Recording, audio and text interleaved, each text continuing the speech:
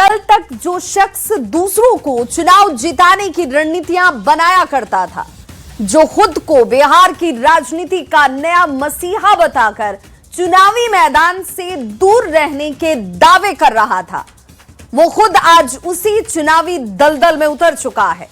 जी हां, हम बात कर रहे हैं जनसुराज वाले प्रशांत किशोर की, जो 30 जुलाई को होने वाले बांकीपुर उपचुनाव में अपनी उम्मीदवारी को ठोक चुके हैं। कल तक बनाते थे रणनीति, अब खुद करेंगे राजनीति। दावा था नहीं लड़ेंगे चुनाव, अब उम्मीदवार बनकर बदला भाव। रणनीतिकार की बदल गई नीति, क्या हार ने सिखा दी नई राजनीति? राजनीति वो शब्द या वो व्यवस्था जो अच्छे अच्छे वादे और दावों को अवसर में बदल देती है। आज वही वादे और दावे के बदलने की तस्वीर बिहार से निकलकर सामने आई है। प्रशांत किशोर जो कहते थे कि सत्ता नहीं व्यवस्था बदलनी है, वो दावा करते थे कि चुनाव नहीं लड़ेंगे, सिर्फ राजनीति बदलेंगे। अब वही प्रशांत किशोर खुद राजनीति के चंगुल में फंस चुके हैं। बांकीपुर में चुनाव लड़ने की जो जिम्मेवारी हमको दी गई है, मैं उसी परिणाम, उसी प्रयास के दिशा में इसको एक कदम मानता हूं। जनसुराज वाले प्रशांत किशोर अब सिर्फ रणनीतिकार नहीं बल्कि बांकीपुर उपचुनाव के उम्मीदवार बन चुके हैं और इसी के साथ बिहार की सियासत में वो भूचाल आ गया है जिसने बीजेपी के दावों की हवा निकाल दी है। बांकीपुर यानी बीजेपी का वो अभेद किला जहां भगवा लहराता रहा है, लेकिन पीके की एंट्री ने इस उपचुनाव को दिलचस्प बना दिया है। बांकीपुर बीजेपी का मजबूत गढ़ माना जाता है। लंबे समय से इस सीट पर बीजेपी का दबदबा रहा है। नितिन नवीन यहां से 5 बार विधायक रहे, वहीं उनके पिता नवीन किशोर सिन्हा 4 बार एमएलए, यानी कुल मिलाकर लगभग 40 साल से बीजेपी का कब्जा है इस सीट पर। अब अगर प्रशांत किशोर मैदान पर उतर चुके हैं तो ये तो तय है कि बीजेपी का किला भेदना पीके के लिए आसान नहीं होगा। पर फिर वही ये राजनीति है, कुछ भी हो सकता है, क्योंकि जो प्रशांत किशोर कल तक कांग्रेस और आरजेडी को पानी पी पी कर कोस रहे थे, आज वही कांग्रेस उनके समर्थन का ऐलान कर चुका है। कांग्रेस के ऋषि मिश्रा ने कहा कि प्रशांत किशोर को समर्थन देंगे। अगर प्रशांत किशोर वहां से चुनाव लड़ना चाहते हैं तो उनको कांग्रेस का हाईकमांड, आरजेडी के हाईकमांड से भी बात करनी चाहिए, और अगर वो इच्छुक है तो हम लोगों को भी, क्योंकि वो भारतीय जनता पार्टी का A++ सीट है, भारतीय जनता पार्टी को चैलेंज करने के लिए हम लोगों को भी उनकी मदद करनी चाहिए। वहीं आरजेडी ने खुलकर तो हाँ नहीं कहा, लेकिन बीजेपी को हराने के नाम पर पीके के साथ पर्दे के पीछे हाथ मिलाने का सिग्नल दे चुका है। आरजेडी प्रवक्ता एजाज अहमद ने कहा कि बांकीपुर में बीजेपी को रोकने की विपक्षी पार्टियां पुरजोर कोशिश करेंगी। गठबंधन या उम्मीदवार के संबंध में कोई भी फैसला हमारे राष्ट्रीय अध्यक्ष और राष्ट्रीय कार्यकारी अध्यक्ष लेंगे। लेकिन सबसे बड़ा सवाल यही है कि क्या प्रशांत किशोर भी उसी राजनीति का हिस्सा बन गए जिसकी आलोचना करते रहे, जो कहते थे कि वे चुनाव नहीं लड़ेंगे, अब खुद वोट मांग रहे हैं। जो दूसरों को चुनाव जिताने की रणनीति बनाते थे, अब अपनी जीत की रणनीति तैयार कर रहे हैं। बिहार की सबसे प्रबुद्ध और समृद्ध मतदाताओं का समूह वो सही निर्णय लेंगे और एक ऐसा अपने मत का प्रयोग करेंगे जिससे बिहार में एक नई राजनीतिक व्यवस्था की शुरुआत हो। बांकीपुर का ये उपचुनाव अब सिर्फ एक सीट की लड़ाई नहीं रही, ये प्रशांत किशोर की राजनीतिक साख, उनके पुराने वादों और नई महत्वाकांक्षा की भी परीक्षा बन चुकी है। दूसरों की किस्मत चमकाने वाले प्रशांत किशोर की खुद की किस्मत अब बांकीपुर की जनता तय करेगी। अब देखना होगा कि रणनीतिकार के तौर पर दूसरों को जीत दिलाने वाले प्रशांत किशोर नेता के तौर पर खुद जनता का भरोसा जीत पाते हैं या नहीं, क्योंकि बांकीपुर का ये दंगल अब आर पार का हो चुका है। न्यूज़ 18 के लिए पटना से आनंद अमृतराज के साथ ब्यूरो रिपोर्ट। और अब बात आरजेडी की, जिसका 5 जुलाई को स्थापना दिवस समारोह फीका रहा। तेजस्वी यादव के यूरोप टूर की वजह से 4 दिन पहले ही समारोह का आयोजन कर लिया गया था। पार्टी अध्यक्ष लालू प्रसाद ने लंबा पत्र लिखकर कार्यकर्ताओं में जोश भरा, लेकिन एनडीए के नेता तेजस्वी के विदेश की सैर को लेकर तंज कसने से नहीं चूके। वहीं कांग्रेस ने सहयोगी पार्टी को शुभकामना दी, तो आरजेडी ने संविधान बचाने की लड़ाई जारी रखने का दावा एक बार फिर से दोहराया।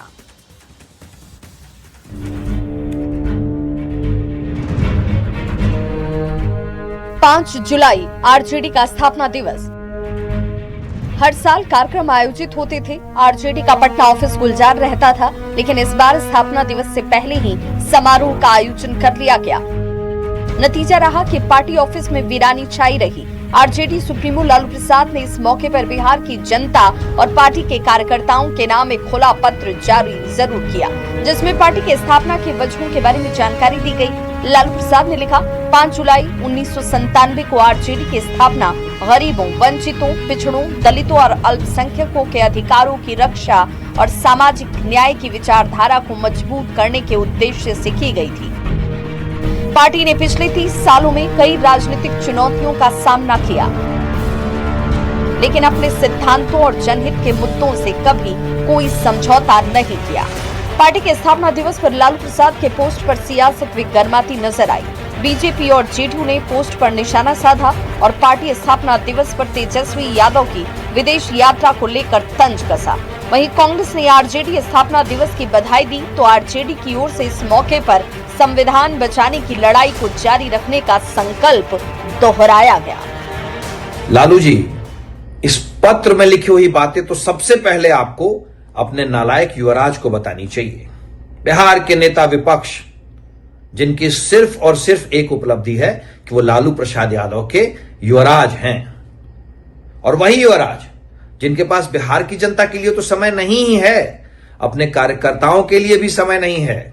आपका वह मंतव्य कि आईटी बाईटी क्या होता है, लेकिन आदरणीय नरेंद्र मोदी जी के डिजिटल इंडिया के सामने नतमस्तक हो गए। ऐलान किया कि मेरा पुत्र आपको ऑनलाइन संबोधित करेगा, लेकिन पुत्र का लोकेशन आपने नहीं बताया। नरेंद्र मोदी जी के आंख में आंख डालकर बात करने वाले श्री राहुल गांधी जी के साथ कदम से कदम मिलाकर के उनकी आवाज को बुलंद करने वाले लालू जी, हम उनको इस मौके पर बधाई देते हैं। चूंकि राष्ट्रीय जनता दल का आज स्थापना दिवस है, इस मौके पर तमाम नेताओं और कार्यकर्ताओं को बहुत बहुत बधाई। आज भी राष्ट्रीय जनता दल सांप्रदायिक शक्तियों के खिलाफ मजबूती से लड़ रही है। संविधान को, लोकतंत्र को, देश को बचाने के लिए गरीबों, आम जनता की लड़ाई, वंचितों, शोषितों की लड़ाई लड़ रहा है। ये ऐतिहासिक है। एनडीए का सीधा आरोप है कि तेजस्वी यादव को बिहार की जनता और अपनी पार्टी से अधिक विदेश की सैर की फिक्र है। शायद इसीलिए 5 जुलाई की जगह 1 जुलाई को ही 4 दिन पहले स्थापना दिवस समारोह आयोजित कर लिया गया। लालू और तेजस्वी ने कार्यकर्ताओं को संबोधित करते हुए जोश भरा, आगे की लड़ाई के लिए तैयार रहने की अपील की। लेकिन अब जब बांकीपुर उपचुनाव की लड़ाई तेज हो रही है, उम्मीदवारों के नाम का ऐलान हो रहा है, तब तेजस्वी बिहार और राजनीति को कुछ दिन के लिए छोड़कर यूरोप टूर पर चले गए। एक्सपर्ट्स की माने तो बिहार विधानसभा चुनाव में मिली हार से शायद तेजस्वी सबक सीखने की कोशिश नहीं कर रहे हैं, राजनीतिक रूप से गंभीर नजर नहीं आ रहे हैं, जिसका खामियाजा उन्हें आगे भी भुगतना पड़ सकता है। न्यूज़ 18 के लिए पटना से अमित कुमार के साथ ब्यूरो रिपोर्ट।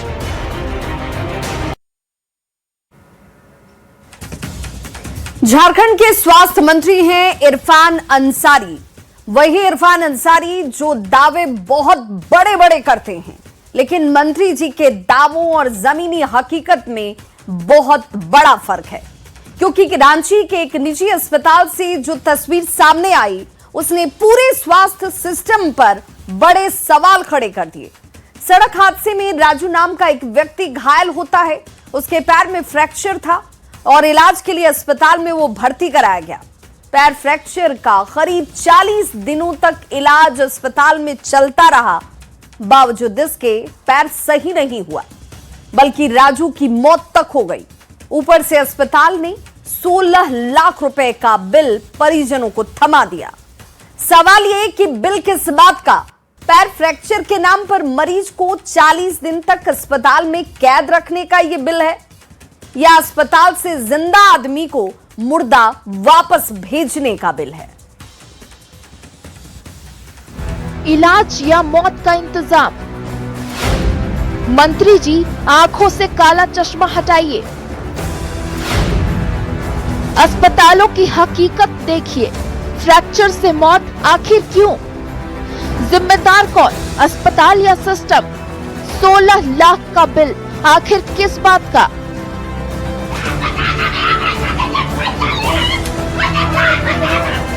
लोगों की भारी भीड़, रो रहे परिजन, आंखों में अपने कलेजे के टुकड़े को खोने का दर्द।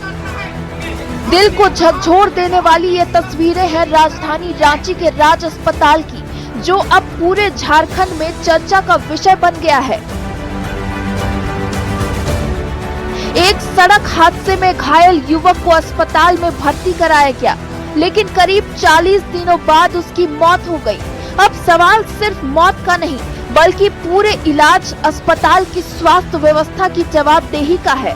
भर्ती कराए थे एक्सीडेंट के बाद उसको, राजू कुमार रंजन को, और लगभग सब बढ़िया से चल रहा था। टंका कटने के बाद ये सब कंडीशन। मौत की वजह पैर में संक्रमण बताई गई। परिजनों का आरोप है कि मौत के बाद अस्पताल प्रबंधन ने उन्हें 16 लाख रुपए का बिल थमा दिया। बिल देखकर परिजनों का गुस्सा फूट पड़ा और अस्पताल परिसर में जमकर हंगामा हुआ। सवाल उठने लगे कि आखिर एक फ्रैक्चर के इलाज का मामला मौत तक कैसे पहुंच गया।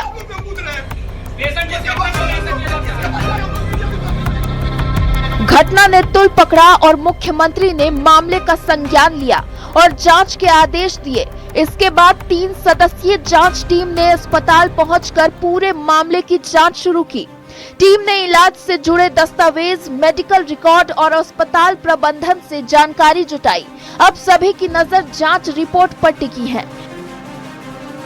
इस पूरे मामले ने स्वास्थ्य मंत्री इरफान अंसारी के उन दावों पर भी सवाल खड़े कर दिए हैं, जिनमें बेहतर स्वास्थ्य व्यवस्था और मरीजों के हितों की बात कही जाती रही है।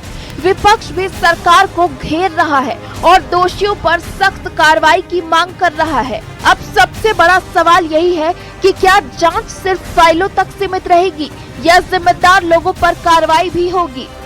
क्या मरीजों की जिंदगी से जुड़े ऐसे मामलों में जवाबदेही तय होगी, या फिर ये मामला भी वक्त के साथ ठंडे बस्ते में चला जाएगा? क्योंकि रांची के राज अस्पताल की कहानी ने पूरे सिस्टम को कटघरे में खड़ा कर दिया है। रांची से न्यूज़ 18 के लिए गौरव झा के साथ ब्यूरो रिपोर्ट।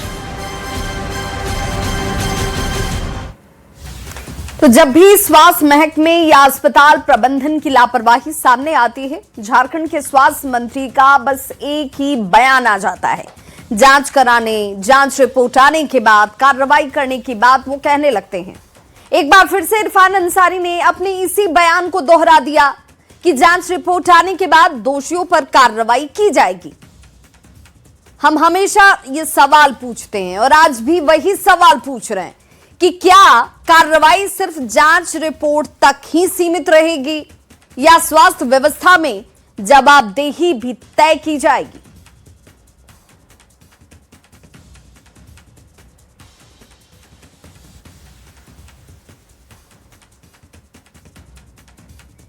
तो इरफान अंसारी के बयान का राजू रंजन के पिता ने खंडन किया और कहा कि हमने डॉक्टरों को मौखिक रूप से तुरंत पैर में लगे हुए इस पूरे परेशानी को लेकर पैर काटने की अनुमति तक दे दी थी। उन्होंने क्या कुछ कहा है, जरा वो भी सुनिए।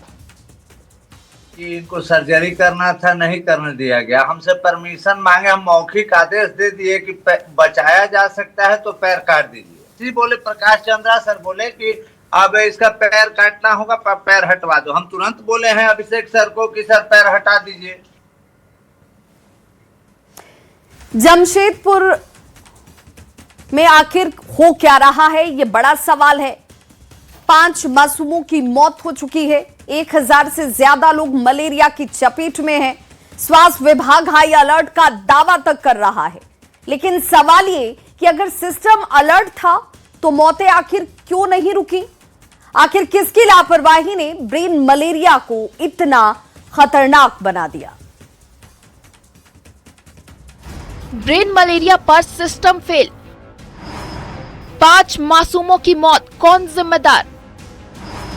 6 दिन में 1059 मरीज, सिस्टम बेबस। 163 ब्रेन मलेरिया के मरीजों से बढ़ी चिंता। हाई अलर्ट, फिर भी नहीं थम रहा संक्रमण। स्वास्थ्य विभाग के दावों की खुली पोल।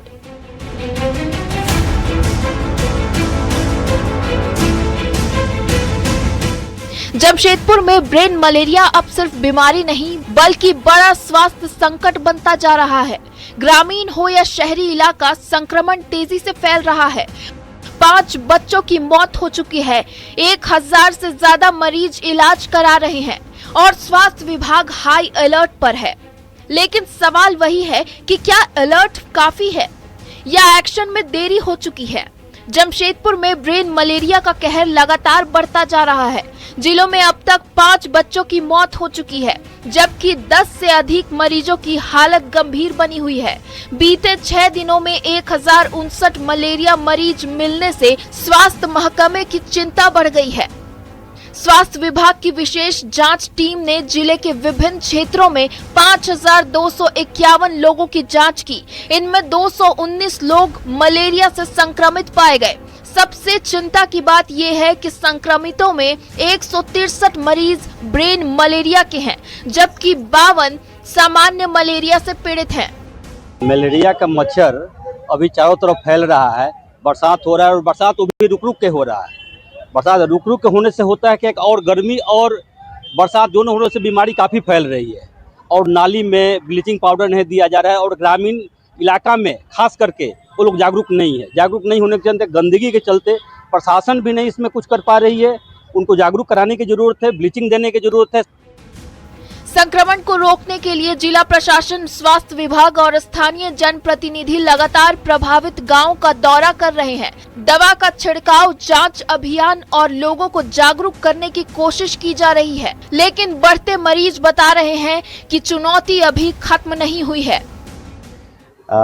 ये कोई बीमारी बोल के नहीं आता और जब आता है तो कहाँ आएगा कोई किसी को पता न। जैसे कोरोना आया तो जब आया तो मामले को हम लोग अपने स्तर से साथ साथ हम माननीय मुख्यमंत्री आदरणीय हेमंत सोरेन जी के पास तक बातों को रखने का काम किए।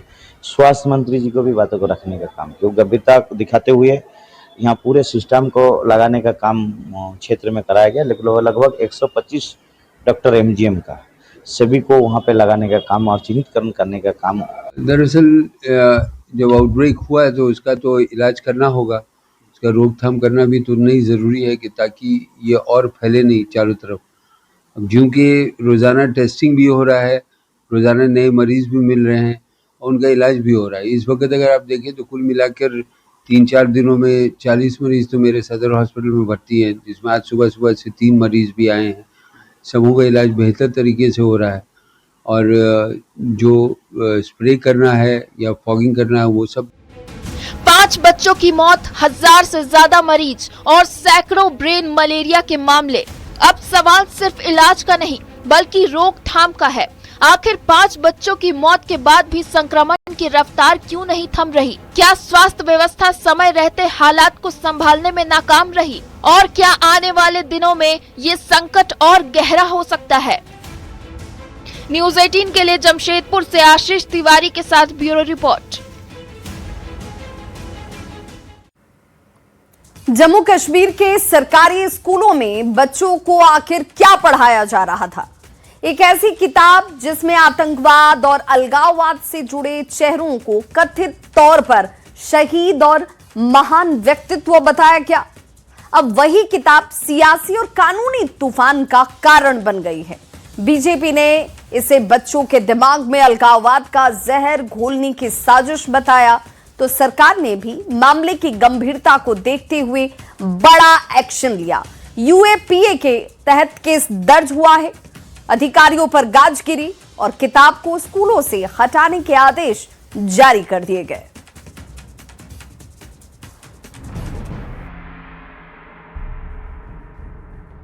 किताबें जिनका काम बच्चों के मन में ज्ञान और संस्कार के बीज बोना होता है, लेकिन जम्मू कश्मीर के सरकारी स्कूलों की लाइब्रेरी में रखी एक किताब ने अब बड़ा सियासी और कानूनी तूफान खड़ा कर दिया है। आरोप है कि personalities and legends of J&K के नाम की इस किताब में अलगाववादी नेता मकबूल भट्ट समेत कई विवादित चेहरों का महिमा मंडन किया गया। इतना ही नहीं, उन्हें कथित तौर पर शहीद तक बताया गया। अफसोस इस बात का है कि हमारी जम्मू कश्मीर की इलेक्टेड सरकार ने जिसने भारत के संविधान की शपथ ली है, उसने इसको अप्रूव किया और एक ऑर्डर इशू किया कि ये सभी सरकारी स्कूलों में, लाइब्रेरीज में रखी जाएगी, सभी सरकारी कॉलेजेस में। जिस किताब में ऐसा मेंशन है कि मकबूल भट्ट जो एक टेररिस्ट था, जो जम्मू कश्मीर को भारत से अलग करना चाहता था, जो पाकिस्तान के इशारों पर यहाँ टेररिज्म स्टार्ट करना चाहता था और भारत से अलग करना चाहता था, उसको सजाए मौत दी गई जज साहब due process of law follow करके, उसको शहीद आजम बताया जाता। मामला सामने आते ही सियासत गर्मा गई। बीजेपी ने इसे बच्चों के मन में अलगाववाद का जहर घोलने की साजिश बताते हुए सरकार को घेरा और सवाल उठाया कि आखिर ऐसी किताब को मंजूरी किसने दी और ये स्कूलों तक कैसे पहुंच गई। जो देश विरोधी पुस्तक यहाँ विद्यालयों में वितरित की गई थी, इसका कड़ा विरोध भी किया। हमने मांग की थी कि जो हेड ऑफ द गवर्नमेंट है वो कम से कम एजुकेशन मिनिस्टर को सेक आउट कर दे और जितने भी इसमें दोषी हैं उन दोषियों को आपराधिक मामले दर्ज करके उन पे कार्रवाई हो। विवाद बढ़ने के बाद जम्मू कश्मीर सरकार हरकत में आई। स्कूल शिक्षा विभाग ने तत्काल प्रभाव से सरकारी स्कूलों की लाइब्रेरी से किताब हटाने के निर्देश दिए। इसके बाद पूरे मामले में बड़ा प्रशासनिक और कानूनी एक्शन भी लिया गया। सरकार ने UAPA समेत कई गंभीर धाराओं में मामला दर्ज किया। प्रकाशकों के ठिकानों पर छापेमारी कर डिजिटल और दस्तावेजी साक्ष्य जब्त किए गए। स्कूल शिक्षा विभाग के 8 अधिकारियों को तत्काल निलंबित कर दिया गया, जबकि किताब के 2 लेखकों और दोनों प्रकाशकों को जम्मू कश्मीर में ब्लैक लिस्ट कर दिया गया। मेरे नोटिस में आया आज, जो ने उसी वक्त सेक्रेटरी एजुकेशन को हिदायत दी है कि इमीडिएटली सस्पेंशन ऑर्डर, मैंने तो कहा था टर्मिनेशन ऑर्डर निकाल दीजिए, उसके बाद इंक्वायरी बिठा दीजिए, लेकिन सस्पेंशन ऑर्डर हो गया, इंक्वायरी ऑर्डर हो गई और इंक्वायरी में जो रिपोर्ट आएगी, रिपोर्ट के बाद इनके खिलाफ जो भी मुलव्वस होंगे उनके खिलाफ सख्त से सख्त कार्रवाई की जाएगी, क्योंकि ये चीज बर्दाश्त नहीं हो सकती है। एक्शन के बाद सवाल अब भी बरकरार है, क्या सरकारी स्कूलों तक ऐसी किताबें बिना जांच के पहुंच गईं? क्या शिक्षा के जरिए अलगाववादी सोच फैलाने की कोशिश की गई? और सबसे बड़ा सवाल, बच्चों के भविष्य से जुड़े इस गंभीर मामले का मास्टरमाइंड कौन है? Bureau report, news 18।